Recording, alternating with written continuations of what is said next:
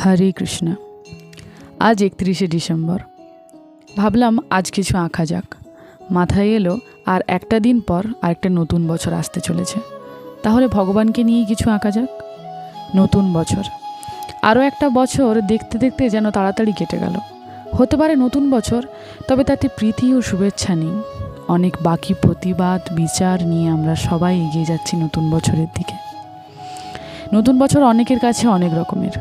এইবারে দেখলাম এই 2024 সালটি নিয়ে অনেকেই অনেক ভিডিও আপলোড করেছে, যে নাকি এই ইয়ারে বেশিরভাগ মানুষেরাই অনেক মানুষের আসল রূপ চিনতে পেরেছে, অনেক মানুষের কাছে ঠকেছে, অনেক মানুষ অনেক কিছু শিখেছে।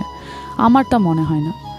আসলে শুধু এই বছরে না, আমরা প্রত্যেক বছরই নতুন কিছু না কিছু শিখে এসেছি। 24-এ শিখেছি বা 23-এ কিছু হয়নি এমনটা না। প্রত্যেকটা দিনই আমাদের কিছু না কিছু শেখায়। প্রতিনিয়তই ঠকে চলেছে মানুষ। যেমন মার খাওয়ার বয়স হয় না, শিক্ষার শেষ হয় না, আমার মনে হয় তেমন মানুষ চেনারও কোনো শেষ নেই। কে জানে 25-এ হয়তো আরও কিছু অপেক্ষা করছে। 24-এ কত কী না হলো, এক একজনের কাছে এক এক রকম গেল। এই বছরটাতে আমরা অনেক কিছু শিখেছি। কেউ শিখেছে, কেউ শিখিয়েছে, কেউ বুঝিয়েছে, কেউ অনেক কিছু বুঝতে পেরেছে, কেউ জেনে গেছে, কেউ হয়তো কিছু জানতে পারল না, কেউ সরে গেছে, কেউ হয়তো আটকে আছে সেখানেই। কেউ পুরনো হলো তো কেউ নতুন পেল, কেউ সব হারালো, কেউ হয়তো সব পেল, কেউ বা হয়তো সেখানেই দাঁড়িয়ে, বা কেউ হয়তো অনেকটা এগিয়ে গেছে। কারো কাছে সবটা বদলে গেছে, বা কারো কাছে সেই আগের মতোই সব আছে।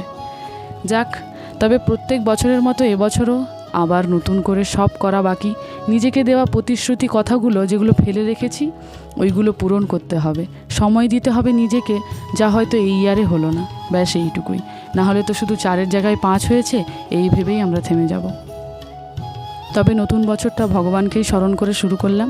ছবিটা কেমন হয়েছে কমেন্টে অবশ্যই জানাবেন। সবাইকে আমার তরফ থেকে আগাম হ্যাপি নিউ ইয়ার। ধন্যবাদ সবাইকে। রাধে রাধে।